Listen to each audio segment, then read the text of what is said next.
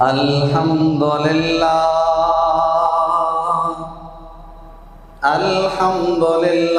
نحمده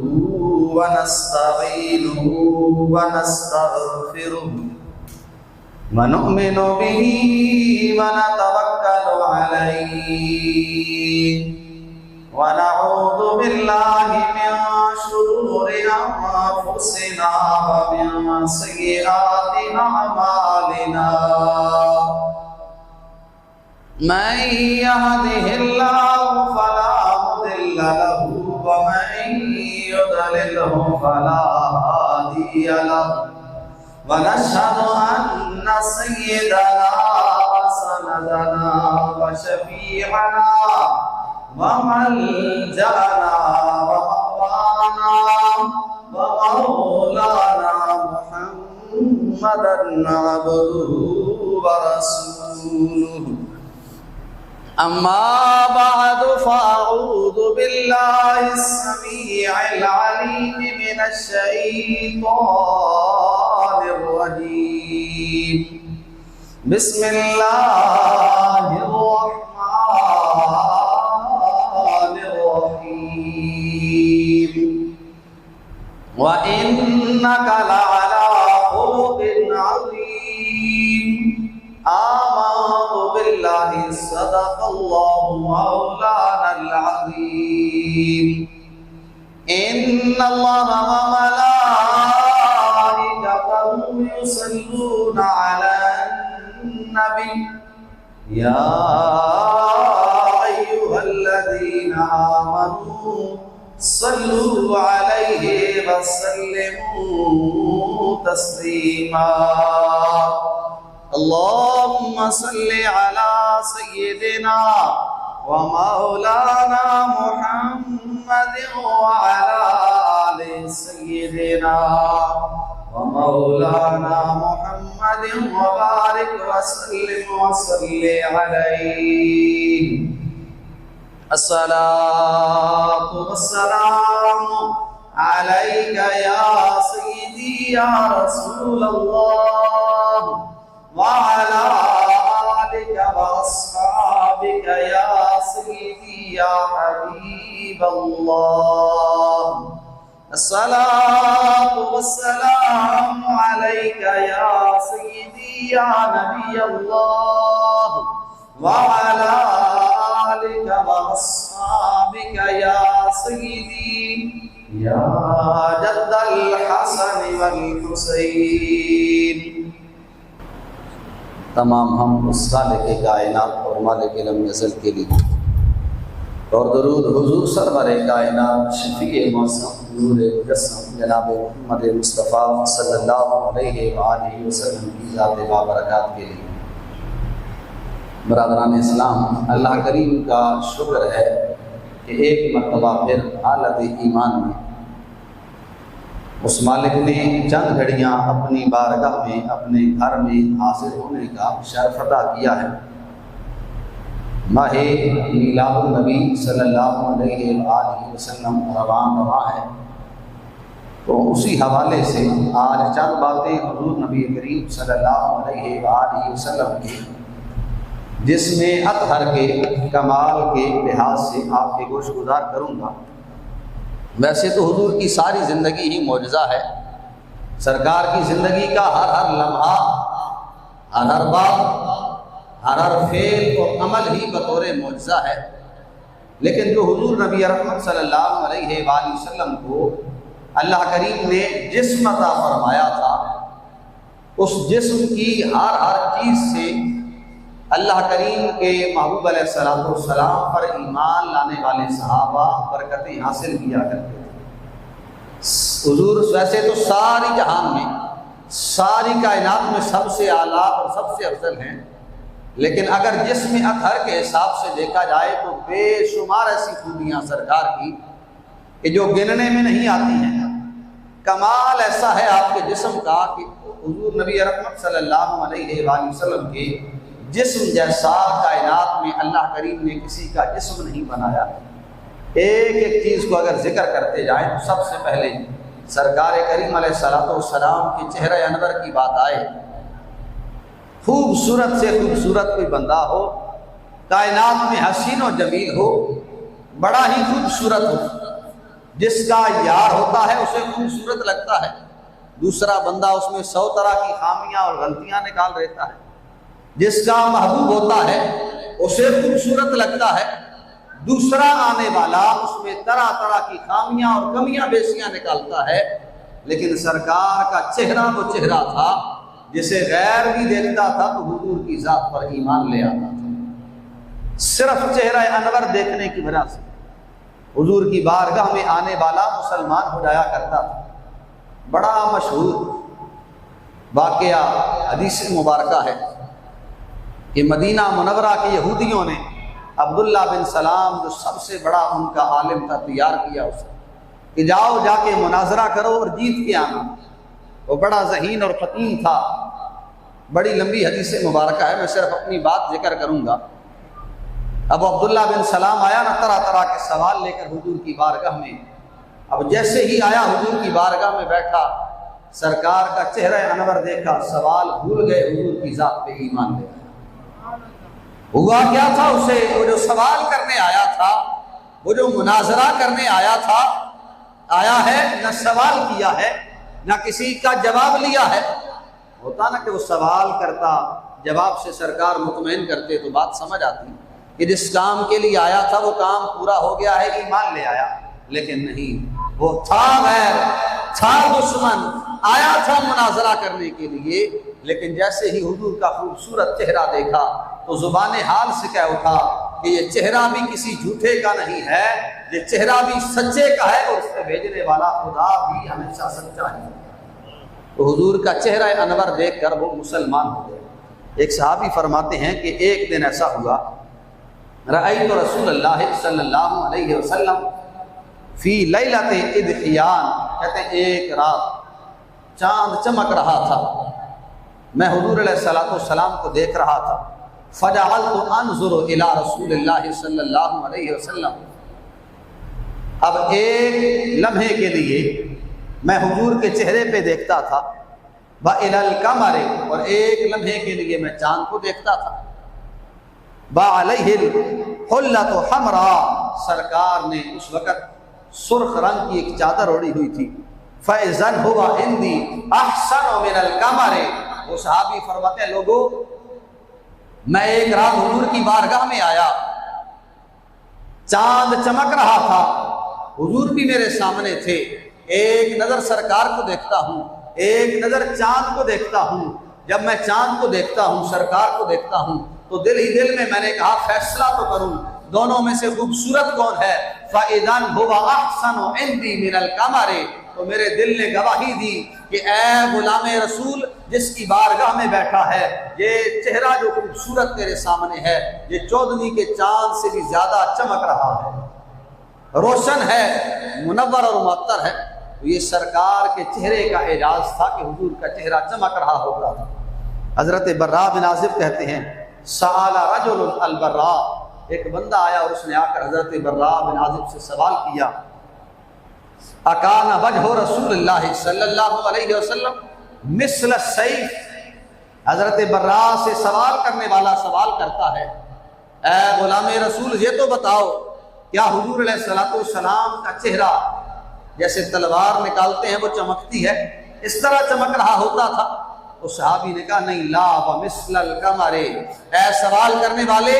تلوار کو نکالا جاتا ہے نیام سے، چمک اس کی بھی اپنی جگہ ہوتی ہے، لیکن جب حضور کا چہرہ انور سامنے آتا ہے تو سرکار کا چہرہ تلوار کی طرح نہیں بلکہ حضور کا چہرہ چودھویں کے چاند کی طرح چمک رہا ہوتا ہے۔ یہ حضور نبی رحمت صلی اللہ علیہ وآلہ وسلم کی ذات کا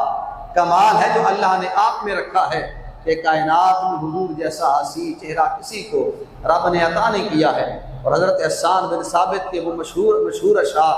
آپ کہہ اٹھے حضور کا چہرہ دیکھ کر کہ حضور میں آپ کی مدح سرائی کرنا چاہتا ہوں، حضور میں نعت پڑھنا چاہتا ہوں۔ سرکار نے فرمایا اجازت ہے۔ حضرت حسان بن ثابت اٹھے تو کہا وَأَحْسَنُ مِنْكَ لَمْ تَرَكَتْ عَيْنِي وَأَجْمَلُ مِنْكَ لَمْ تَلِدِ النِّسَاءُ خُلِقْتَ مُبَرَّأً مِنْ كُلِّ عَيْبٍ كَأَنَّكَ قَدْ خُلِقْتَ كَمَا تَشَاءُ، حضرت حسان بن ثابت نے کہا اے حضور آپ اتنے خوبصورت ہیں، اتنے خوبصورت ہیں کہ آج تک حسان کی آنکھوں نے آپ سے زیادہ خوبصورت کسی کو دیکھا ہی نہیں۔ پھر ذہن میں سوال آیا حسان کو ساری دنیا تو نہیں گھوما ہے، ہو سکتا ہے کسی جگہ حضور سے زیادہ کوئی خوبصورت ہو، تو اس کا بھی جواب دے دیا، کہا وَأَجْمَلُ مِنْكَ لَمْ تَلِدِ النِّسَاء، حضور ہو ہی ایسا کیسے سکتا ہے کہ حسان کی آنکھیں آپ سے زیادہ کسی خوبصورت کو دیکھتی، کہ آپ سے زیادہ سوہنا اللہ کریم نے کسی ماں کو بیٹا عطا ہی نہیں فرمایا ہے۔ خُلِقْتَ مُبَرَّأً مِنْ كُلِّ عَيْبٍ، کہا اے اللہ کے معبود، رب نے آپ کو سارے عیبوں سے پاک اور بری پیدا فرمایا ہے۔ کَأَنَّكَ قَدْ خُلِقْتَ كَمَا تَشَاءُ، اور یہ بڑے بھاری الفاظ حضرت حسان بن ثابت نے حضور کے سامنے کہے۔ کہا حضور میرا یہ دل کہتا ہے، میرا عقیدہ اور ایمان کہتا ہے کہ آپ اتنے حسین و جمیل اور خوبصورت ہیں کہ آپ جیسے چاہتے گئے، جیسے جیسے آپ کی مرضی تھی آپ کے مالک نے آپ کو تخلیق فرما دی۔ کَأَنَّكَ قَدْ خُلِقْتَ كَمَا تَشَاءُ، جس طرح آپ نے چاہا آپ نے مالک کو، آپ کے مالک نے آپ کو تخلیق فرما دی۔ یہ اعجاز صرف حضور نبی رحمت صلی اللہ علیہ وآلہ وسلم کا ہے، کائنات میں اور کسی کا نہیں ہے کہ سرکار کو اللہ کریم نے بے انتہا بے مثل و بے مثال بنایا۔ پھر سب سے کم تر چیز انسان جو ہے نا، بندہ کسی دوسرے کی تھوک برداشت نہیں کرتا ہے، وہ پیر کی ہو، وہ ماں باپ کی ہو، وہ اپنے بچے اور اولاد کی ہی کیوں نہ ہو، کسی دوسرے کا لعاب دہن بندہ پسند نہیں کرتا ہے، تھوک پسند نہیں کرتا ہے۔ لیکن آئے حضور کی بارگاہ میں، حضور کے صحابہ حضور سے اس قدر فیض لیا کرتے تھے، محبت اور عشق کا یہ عالم تھا کہ میرے سرکار، اگر بخاری شریف کے الفاظ ہیں، سرکار اگر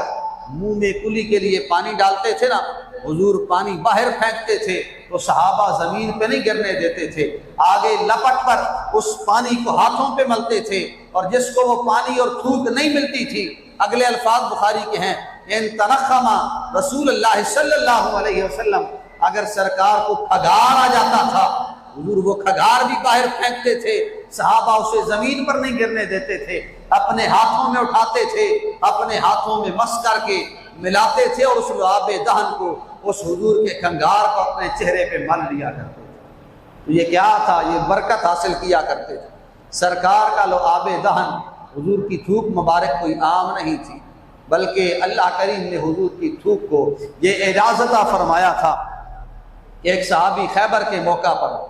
وہ کہتے ہیں مجھے زخم لگ گیا نا پاؤں میں، اور پنڈلی میری زخمی ہو گئی، لوگوں نے کہا کہ ابو مسلم اب زخمی ہو گیا ہے، جنگ نہیں کر سکتا ہے، کہتے اتیت رسول اللہ صلی اللہ علیہ وسلم، میں حضور کی بارگاہ میں آ گیا، میں نے حضور کو کہا حضور مجھے تو یہ معاملہ پیش آ گیا، فنفس فیہ ثلاث نفسات، وہ صحابی فرماتے ہیں حضور نے اپنا لعاب دہن 3 مرتبہ نکال کر میرے پنڈلی کے زخم کے اس حصے پہ ملا،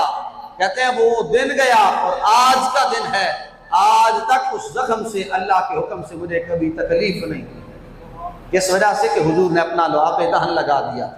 حضور نے تھوک مبارک لگا لی تھی، اس وجہ سے اللہ کریم نے مجھے شفا بھی عطا فرمائی، اور اس کے بعد آج تک کبھی مجھے اس زخم سے دوبارہ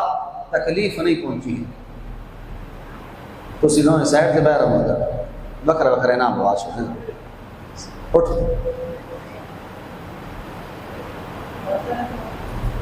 یہ حضور نبی رحمت صلی اللہ علیہ وآلہ وسلم کے لعاب دہن کا اعجاز تھا کہ سرکار کے منہ سے نکلنے والی تھوک بھی تھی۔ غزوہ خیبر کا موقع ہے، آپ نے بڑی بار حدیث سنی ہے، حضرت علی المرتضیٰ آپ کی آنکھیں خراب ہو گئی، سرکار نے اعلان فرمایا رات کو، فرمایا صبح جھنڈا اس کے ہاتھ میں دیا جائے گا جسے اللہ کریم فتح عطا فرمائے گا، اللہ بھی اس سے محبت کرتا ہے، اللہ کا رسول بھی اس سے محبت کرتا ہے۔ صبح ہوئی تو ہر کسی کا دل تھا کہ جھنڈا مجھے دیا جائے، کیونکہ آج فتح ہو جانی ہے، یہ اعزاز مجھے مل جائے۔ لیکن سرکار نے فرمایا این علی بن ابی طالب، علی کہاں ہے؟ عرض کی گئی حضور وہ تو آج بیمار ہیں، آنکھیں خراب ہیں، پانی آ رہا ہے آنکھوں سے تکلیف کی وجہ سے۔ سرکار نے فرمایا بلایا جائے، حضرت علی کو بلایا گیا، اور یہ بھی بخاری شریف کے الفاظ ہیں جو کہتے ہیں نا کہ سرکار کے کسی حصے سے برکت نہیں ملتی ہے، حضور کے لعاب دہن سے برکت اتنی ملتی ہے۔ اور امام بخاری کے الفاظ ہیں کہ صحابہ فرماتے ہیں حضرت علی کو بلایا گیا، حضرت علی حضور کی بارگاہ میں بیٹھے ہیں، میرے سرکار نے اپنا لعاب دہن نکالا، علی کی اس خراب آنکھ پہ لگایا جسے تکلیف تھی، جس سے پانی تکلیف والا نکل رہا تھا۔ حضرت علی فرماتے ہیں لوگوں جب وہ ٹھیک تھی نا اس سے اتنا تب نہیں نظر آتا تھا جتنا حضور نے تکلیف کے وقت لعاب دہن لگایا، اللہ کے حکم سے مجھے اس سے زیادہ بھی نظر آنے لگ شروع کیا گیا، مجھے زیادہ نظر آنے لگ گیا، اس سے پہلے جتنا نظر آتا تھا اس سے بھی زیادہ میری آنکھیں زیادہ روشن ہو گئی۔ تو یہ کیا تھا؟ صحابہ ہمیں عقیدہ دے گئے ہیں کہ لوگوں حضور سے نسبت رکھنے والی کوئی چیز کبھی عام نہیں ہوتی ہے، اور یہ کمال صرف اللہ کے نبی کا ہے، یہ اعجاز صرف اللہ کے نبی کا ہے۔ نبی کریم صلی اللہ علیہ وآلہ وسلم کے ہاتھ مبارک وہ بھی کوئی عام نہ تھے، جس چیز کے ساتھ حضور کا ہاتھ لگتا تھا، میں پہلے قرآن کی آیت پڑھتا جاؤں، اللہ کریم نے حضور کے ہاتھ کو اپنا ہاتھ قرار دیا ہے۔ حضور نبی رحمت صلی اللہ علیہ وآلہ وسلم ہجرت کی رات نکلے باہر، سرکار کے ہاتھوں میں کنکریاں ہیں، اب باہر پہرے دار کھڑے ہیں وہ کفار، حضور علیہ السلام نے وہ کنکریاں ان کی طرف پھینکی، انہیں نظر نہ آیا، سرکار درمیان میں سے نکل گئے۔ اب اللہ کریم نے اس بات کا ذکر قرآن میں کیا تو فرمایا وما رمیت اذ رمیت ولکن اللہ رمی، محبوب وہ جو کنکریاں پھینکنا تھا وما رمیت، پہلے انکار کیا، فرمایا محبوب آپ نے نہیں ماری تھی، وہ آپ نے نہیں ماری تھی۔ کس وقت؟ فرمایا اذ رمیت، جب آپ مار رہے تھے۔ اب میں مار رہا ہوں اور مجھے کہنے والا کہے کہ آپ نے نہیں ماری تھی جب آپ مار رہے تھے، بھائی میں کہوں گا بات مکمل ہی نہیں ہوتی ہے، یہ بھی کہا جا رہا ہے کہ میں مار رہا ہوں اور یہ بھی کہا جا رہا ہے کہ آپ نے نہیں ماری، اور رب نے فرمایا سمجھنے والے پوری بات پڑھ، وما رمیت اذ رمیت، وہ جو میرا محبوب کنکریاں مار رہا تھا وہ میرا محبوب نہیں مار رہا تھا، ولکن اللہ رمی، لیکن ہاں اس وقت جس وقت میرا محبوب کنکریاں مار رہا تھا وہ میرا محبوب نہیں تھا، میں خود رب ذوالجلال اپنے محبوب کے ہاتھوں سے کنکریاں مارا۔ حدیبیہ کا موقع ہے، سرکار نے حلف اٹھایا حضرت عثمان واپس نہیں آ رہے ہیں، تو میرے کریم محبوب علیہ السلام نے ایک درخت کے نیچے بیٹھ کر قرآن کریم نے اسے بیان فرمایا، فرمایا ان الذین یبایعونک انما یبایعون اللہ، سرکار نے حلف لیا سب سے، کہا حلف لو مجھ سے کہ جب تک ہم عثمان کا بدلہ نہیں لے لیں گے واپس نہیں جائیں گے۔ اللہ کریم کا قرآن بولا، کہا محبوب وہ جو آپ کے ہاتھ پر 1400 صحابہ کرام کا ہاتھ تھا اور ان 1400 صحابہ کے ہاتھ پر اللہ کے محبوب کا ہاتھ تھا، فرمایا ید اللہ فوق ایدیہم، وہ سب سے اوپر جو صحابہ کے ہاتھوں پر ہاتھ تھا، فرمایا محبوب وہ آپ کا نہیں، وہ آپ کے رب کا ہاتھ تھا، ہے اللہ کے محبوب کا ہاتھ۔ بخاری کے الفاظ ہیں، سرکار نے فرمایا صحابہ نے ہاتھ رکھا، میں نے سب کے ہاتھوں کے اوپر ہاتھ رکھا، اور کیسا محبت کا انداز ہے ذرا دیکھیں۔ مالک کہتا ہے ید اللہ فوق ایدیہم، اے میرے محبوب یہ جو 1400 صحابہ کے ہاتھوں پہ ہاتھ ہے یہ تیرا نہیں، یہ اللہ کریم کا ہاتھ ہے۔ اور حضور بخاری میں فرماتے ہیں اے صحابہ یہ 1400 صحابہ کے ہاتھوں پر جو میرا ہاتھ ہے نا اللہ کے محبوب کا ہاتھ، حضور نے فرمایا یہ میرا نہیں، یہ میرے یار عثمان کا ہاتھ ہے، وہ ہاتھ حضور کا ہے، حضور اسے عثمان کا ہاتھ قرار دیں اور میرا رب اسے اپنا ہاتھ قرار دے، تو وہ ہاتھ جسے اللہ کریم خود اپنا ہاتھ قرار دے، اس ہاتھ کا اعجاز کیا ہوگا۔ حضرت عبداللہ ابن مسعود مسند امام احمد کی حدیث مبارکہ ہے، حضرت عبداللہ ابن مسعود فرماتے ہیں لوگوں میں ایک دن بکریاں چرا رہا تھا، تو حضور اور حضرت ابوبکر صدیق میرے پاس سے گزرے، تو حضور علیہ السلام نے مجھے بلایا اور کہا بچے کیا تمہارے پاس دودھ ہے؟ تو میں نے عرض کی حضور میں تو غلام ہوں، کسی اور کی بکریاں چرا رہا ہوں، مجھے تو رکھوالا بنا کر بھیجا گیا ہے، میں کیسے آپ کو دودھ دے سکتا ہوں؟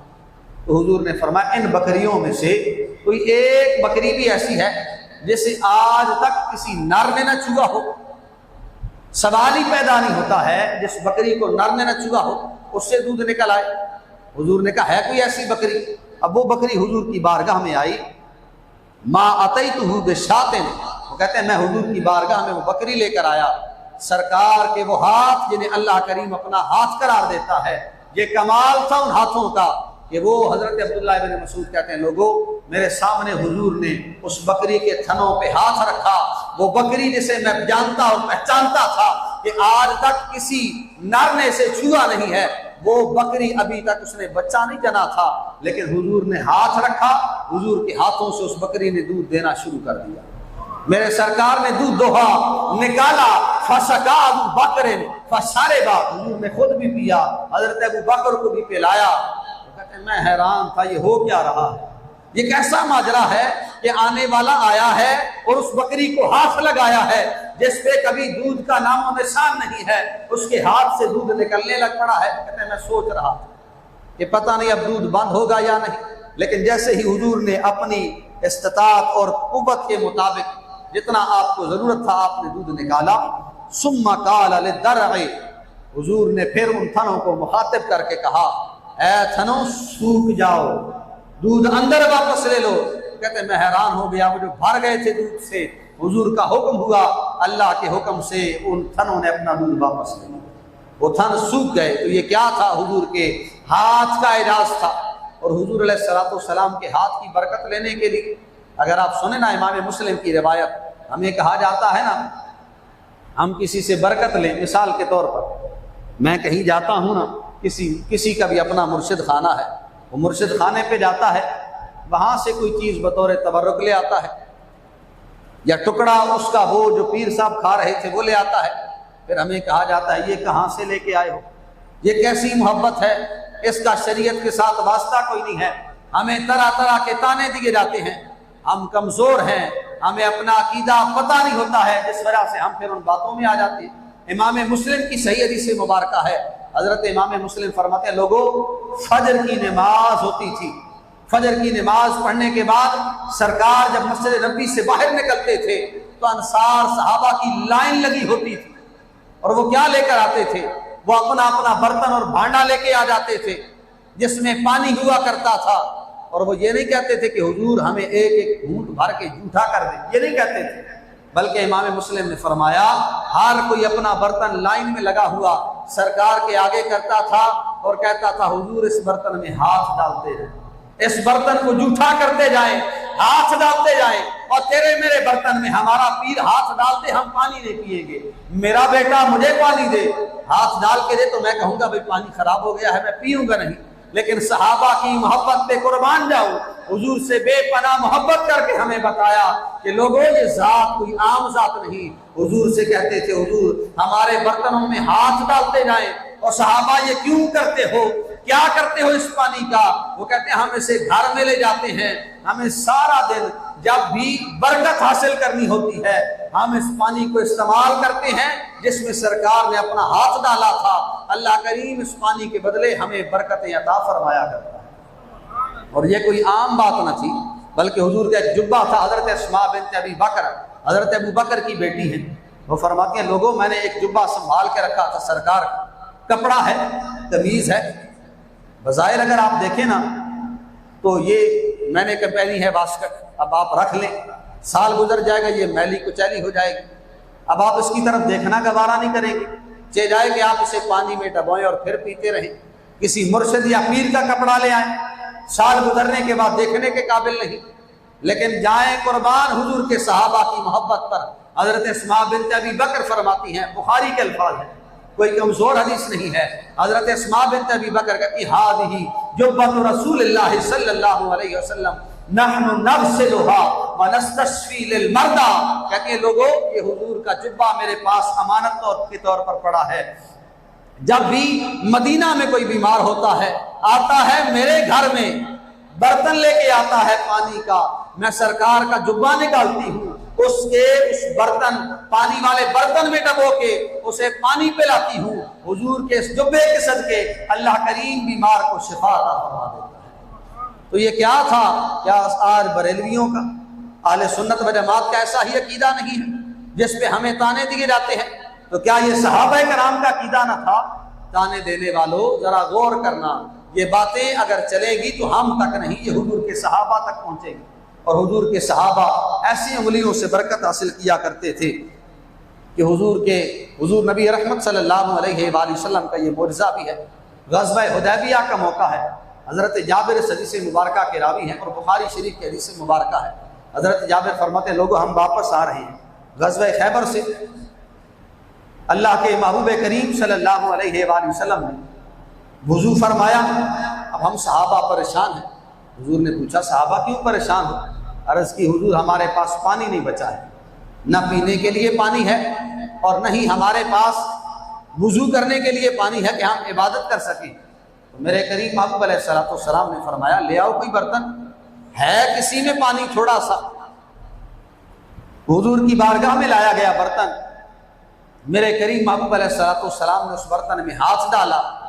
میں یہاں رکتے ہوئے اگر آپ کو قرآن کی طرف لے جاؤں، حضرت موسیٰ علیہ السلام کا قصہ ہے۔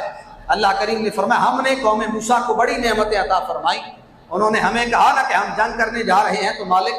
ہمیں دھوپ نہیں چاہیے، ہمارے اوپر بادل آ جائے۔ فرمایا وَأَنزَلْنَا عَلَيْكُمُ الْغَمَامَ، ہم نے موسیٰ کی دعا کو قبول فرمایا، بادل نے آ کے سایہ کر دیا۔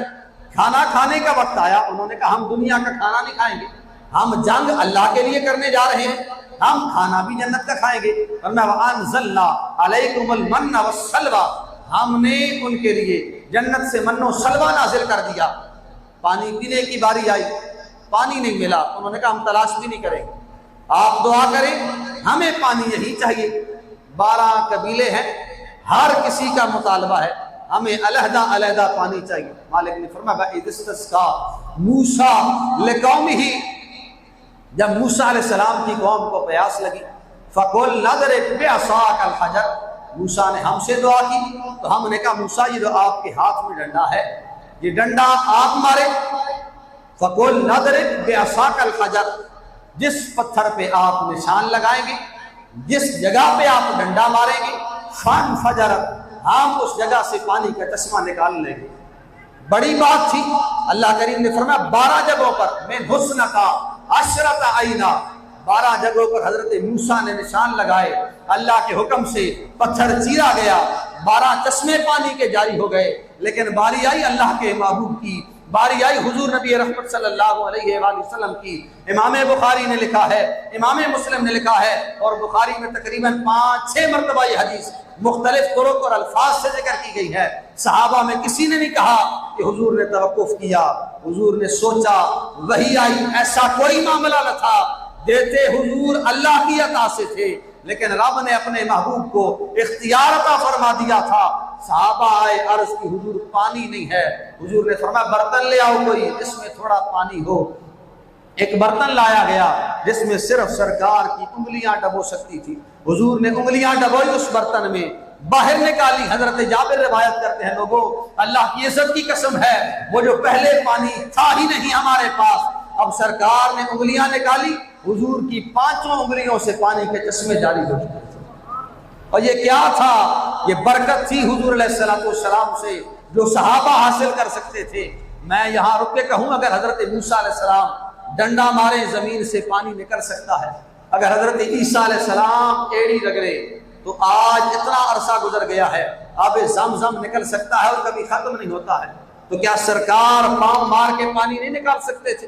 حضور اشارہ کر کے پانی نہیں نکال سکتے تھے، لیکن حضور نے ہمیں بتایا کہ لوگوں میری ذات کوئی عام ذات نہیں ہے۔ اور شریعت مطہرہ کا مسئلہ سنتے جائیں۔ پانی لیا ہے نا آپ نے لوٹے میں وضو کرنے کے لیے، آپ نے اس کے اندر انگلیاں ڈبو دی ہے نا، آپ کا اپنا ہاتھ ہی لگ گیا ہے، آپ نے پینا نہیں ہے، آپ نے وضو کرنا ہے صرف، لیکن شریعت کے دائرے میں رہتے ہوئے اب وہ پانی استعمال شدہ ہو گیا ہے، آپ اس سے وضو نہیں کر سکتے۔ ہے وہ پاک لیکن آپ کو پاک کرنے والا نہیں ہے، کیوں؟ کیونکہ اس میں آپ کی اپنی انگلیاں لگ گئی۔ وضو بھی آپ نے کرنا ہے، انگلیاں بھی آپ نے لگائی ہیں، لیکن آپ کا وہ پانی ناپاک ہو گیا ہے کیونکہ آپ کی انگلیاں لگ گئی ہیں اس میں۔ وہ جو کہتے ہیں نعوذ باللہ سرکار ہماری طرح تھے، آئے نا یہاں صحابہ کا عقیدہ دیکھیں، پانی نکل کہاں سے رہا ہے؟ پانی کی جگہ ہے کہ پانی زمین سے نکلتا ہے، کسی کی انگلیوں سے نہیں نکلتا ہے۔ آج پانی نے اپنا رخ بدلا ہے، اپنا انداز بدلا ہے، آج مالک نے اپنا اصول بدلا ہے، اور مالک نے اپنے محبوب کی انگلیوں سے پانی جاری کیا ہے۔ صحابہ میں سے کسی نے نہیں کہا کہ حضور کیا اب ہمارے لیے پینا جائز ہے یا نہیں، کسی نے نہیں سوال کیا کہ حضور میرا اپنا ہاتھ لگ جائے تو وضو نہیں ہوتا ہے، اب آپ کے ہاتھوں سے نکل رہا ہے، آپ کی انگلیوں سے نکل رہا ہے، اب کیا میرے لیے وضو جائز ہے یا نہیں سوال کیا کسی نے، تو کیا بتایا ہمیں کہ لوگوں کائنات میں حضور جیسا اللہ نے کسی کو بنایا ہی نہیں، کسی کو پیدا ہی نہیں فرمایا ہے، کیونکہ حضور کی ذات تو بڑی اعلیٰ ہے۔ ہمارا تو عقیدہ یہی ہے کہ تیری نسل پاک میں ہے بچا بچا نور کا، تیری نسل پاک میں ہے بچا بچا نور کا، تو ہے عین نور تیرا سب گھرانہ نور کا، تو ہے عین نور تیرا سب گھرانہ نور کا۔ اور ایک آخری جھلک حضور کی نور کی دکھا کر بات ختم کرو۔ حضور علیہ السلام کی بارگاہ میں صحابہ بیٹھے ہیں نا، اب جو وقت گزرتا گیا، عشاء کی نماز کے بعد پہلے تعداد زیادہ تھی، پھر ذکر اذکار کرنے کے بعد اٹھتے گئے، اب 2 صحابہ رہ گئے ہیں سرکار کی بارگاہ میں، رات تاریک ہے، کافی وقت گزر گیا ہے، اب پھر دونوں کا دل کیا کہ چلو اٹھ کے گھر جاتے ہیں۔ اب جانے لگے تو حضور کی بارگاہ میں سوال کرتے ہیں، حضور رات بڑی اندھیری ہے اور ہمارے پاس تو لالٹین بھی کوئی نہیں ہے، دیا بھی کوئی نہیں ہے، اندھیرے میں گھر کیسے جائیں گے، گھر پہنچنا بھی لازمی ہے، اور دیوں کا دور تھا، سرکار نے یہ نہیں فرمایا کہ دیا لے جاؤ، آگ جلا دیتا ہوں لے جاؤ، حضور نے فرمایا ہاتھ میں کیا پکڑا ہے؟ آپ جانتے ہیں تھوڑا عرصہ پہلے کسی نے سفر کرنا ہوتا تھا نا رات کو، اس کے ہاتھ میں ڈنڈا ضرور ہوتا تھا، اس نے عرض کی حضور ڈنڈا ہے؟ سرکار نے فرمایا لے آؤ میرے پاس۔ اب حضور کی بارگاہ میں لایا گیا، حضور نے اس ڈنڈے پہ ہاتھ لگایا، اللہ کے حکم سے وہ ڈنڈا روشن ہو گیا۔ سرکار نے فرمایا لے جاؤ۔ اب وہ صحابہ دونوں جا رہے ہیں تاریک رات میں، ڈنڈے کا کام روشنی دینا نہیں ہے، ڈنڈے کا کام بلب لگانا نہیں ہے، اب وہ ڈنڈا صحابہ کرام دونوں لیتے جا رہے ہیں، رستے میں اس ڈنڈے سے روشنی کرتے جا رہے ہیں۔ اب ایک مقام ایسا آیا کہ دونوں کا رستہ علیحدہ ہے، ایک نے ادھر جانا ہے اور ایک نے ادھر جانا ہے۔ اب نہ یہ بات حضور سے ذکر کر کے آئے تھے اور نہ ہی 2 ڈنڈے لے کے آئے تھے، ایک ہی روشنی اور ایک ہی ڈنڈا ہے۔ اب ایک کہتا ہے کیا کریں، دوسرے نے کہا ذرا ٹھہرو، وہ ایک اور ڈنڈا تلاش کر کے لے آیا، اس نے کہا بھائی اس ڈنڈے کو کیا کرے گا؟ اس نے کہا یہ جو ڈنڈا لے کے آیا ہے نا نور والا جس سے روشنی نکل رہی ہے، اب یہ عام نہیں رہا ہے، اس نے اس ڈنڈے کو دوسرے تاریک ڈنڈے کے ساتھ لگایا، اللہ کے حکم کے ساتھ دونوں ڈنڈے روشن ہو گئے، دونوں ڈنڈے روشن ہو گئے۔ میں ہلکی بات کرنے کا کبھی روادار بھی نہیں رہا ہوں، ساری باتیں حدیث سے ثابت ہیں، جتنی بھی باتیں کی ہیں، دل آپ کا مطمئن نہ ہو تو مرضی آپ کی ہے، عقیدہ ہمارا ستھرا ہے، بات ہماری ستھری ہے کہ کائنات کی جتنی بھی چیزیں ہیں اللہ کریم نے ساری چیزوں کو حضور کی غلامی میں لگا دیا، جتنے اعجاز ہیں۔ اگر اللہ کا قرآن کہے کہ ڈنڈا حضرت موسیٰ علیہ السلام فرعون کے دربار میں پھینکے وہ بڑا سانپ بنتا ہے، سارے سانپوں کو کھا جاتا ہے، تو اور میں مانتے ہیں ہمارا عقیدہ ہے بھائی ڈنڈا ہے، لیکن اللہ کا قرآن جو کہتا ہے وہ بنا تھا اژدہا، سانپ اور سارے سانپوں کو کھا گیا تھا، ہمارا یقین ہے اور عقیدہ ہے۔ لیکن وہی ڈنڈا اگر حضور کے ہاتھوں میں آئے روشنی بنے تو پھر کیا اعتراض رہتا ہے تمہیں اور مجھے؟ پھر کیا اعتراض ہے ہمارا؟ وہ مالک جو موسیٰ کے ڈنڈے کو اگر جہاں لگائیں پانی نکال سکتا ہے، جہاں پھینکیں اس حکم سے اس طرح اسے استعمال کر کے اژدہا اور سانپ بنا سکتے ہیں، وہ مالک اپنے معبود کے ہاتھ سے لگنے والے ڈنڈے کو نور علی نور بھی فرما سکتا ہے۔ یہ تو ڈنڈے کی حالت تھی، بڑے سے بڑا گنہگار حضور کی بارگاہ میں آتا، سرکار اس پہ ہاتھ لگاتے، اللہ کریم اس کے تاریک دل کو نور علی نور فرما دیتا۔ حضور ایک دن اس قبر پہ گئے نا تو میرے سرکار نے خادمہ کی قبر تھی، حضور نے دعا مانگی، واپس آئے تو حضور نے فرمایا، مسلم کی حدیث ہے، سرکار نے فرمایا لوگوں یہ قبر پہلے تاریک تھی، اب میں آیا ہوں، میں نے دعا کی ہے تو اللہ کریم نے اس قبر کو نور علی نور فرما دیا ہے۔ تو حضور کی ذات بے مثل و بے مثال ہے، بے انتہا کمالات حضور علیہ السلام کے ہیں، جتنے بھی ہم ذکر اس لیے نہیں کرتے ہیں کہ ہمارے کہنے سے حضور کا ذکر کوئی بڑھتا ہے، ہم ذکر اس لیے کرتے ہیں کہ کہیں نہ کہیں آج لوگ، میری کوشش یہ ہوتی ہے کہ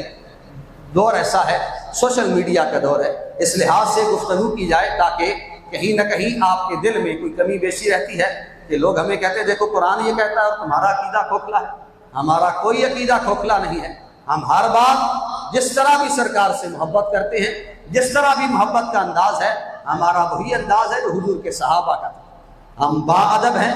بے ادب نہیں ہیں، ہم گستاخ نہیں ہیں۔ ہم جس چیز سے برکت حاصل کرتے ہیں کسی نیک بندے سے ملنے والی چیز سے، تو یہ صحابہ کرام کا عقیدہ ہے، حضور کا اپنا حکم اور فرمان ہے، اسی لیے ہم یہ ساری چیزیں کرتے ہیں۔ اللہ کریم صحیح معنوں میں ہمیں حضور علیہ الصلوۃ والسلام کی شانوں کو پڑھنے، سمجھنے اور سننے کے بعد ان پر عمل پیرا ہونے کی توفیق عطا فرمائے۔ آخر دعوانا ان الحمد للہ رب العالمین۔